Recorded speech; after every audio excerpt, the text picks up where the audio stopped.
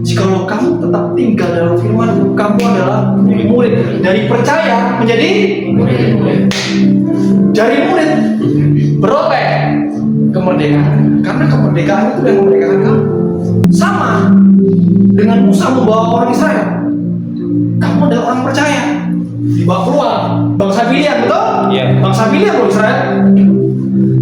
Tapi dibawa ke padang gurun. Itu beda cerita. Hukum Taurat turun akan difilter. Iya. Supaya apa? Supaya yang tidak berkenan itu semuanya tercabut dari hidup kita. Amin. Supaya kita gini, dari level orang percaya kita menjadi level para murid. Ya. Dari level para murid kita masuk dalam perjanjian. Berbahagialah kamu yang saat ini dipisahkan. Ya. Bukan soal jalan, tapi kamu harus tahu Tuhan mau bawa kamu. Ya. Ingat kisah Abraham?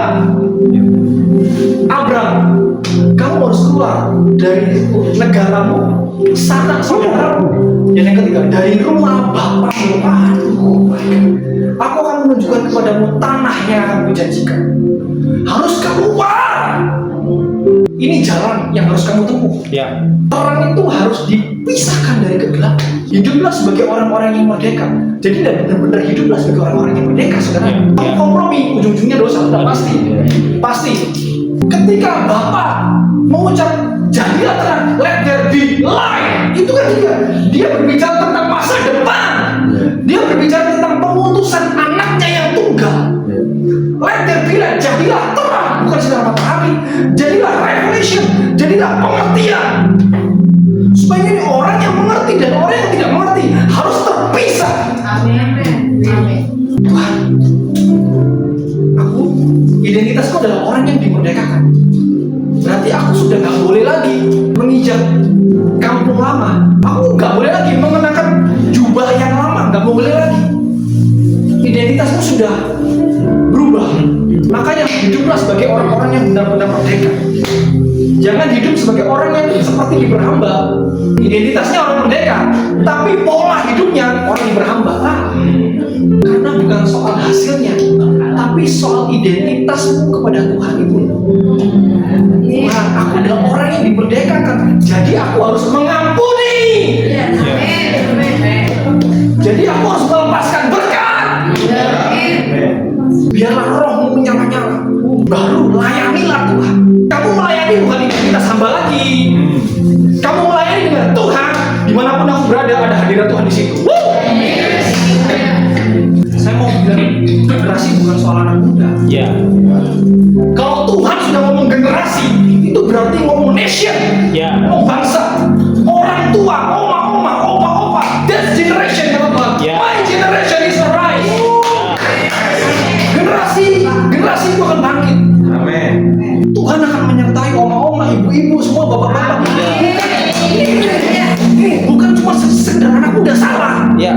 Tuhan membangkitkan generasi itu ini nation. Ya. Karena ini ada orang-orang milik kepunyaanku akan bangkit. Amin. Ya.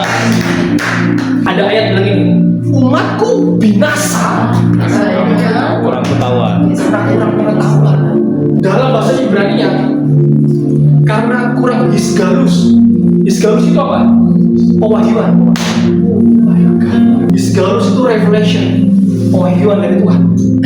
Umatku binasa karena itu. Generasi Tuhan adalah generasi yang melaksanakan keputusan-keputusan Tuhan. Karena upah dosa ya maut. Tetapi gini, karunialah. Tapi ada or. Sekalipun ada koshek, tapi ada the grace. Ya. Or terang. Terang ini akan menuntun melalui apa? Melalui pengetahuan, melalui pewahyuan. Tanpa or, kita masih gini. Pada mulanya bumi gelap gulita, betul nggak? Ya. Dan belum berbentuk dan kosong, void, darkness, gelap. Tapi Tuhan datang, let there be light, baru ada pemisahan. Maka dipisahkannya lah or dari koshek. Makanya kita nggak bisa. Segala sesuatunya itu sudah kotor, sudah temar karena dosa. Tapi ada kabar baik, ada kasih karunia. karunia, bukan sekedar kasih karunia.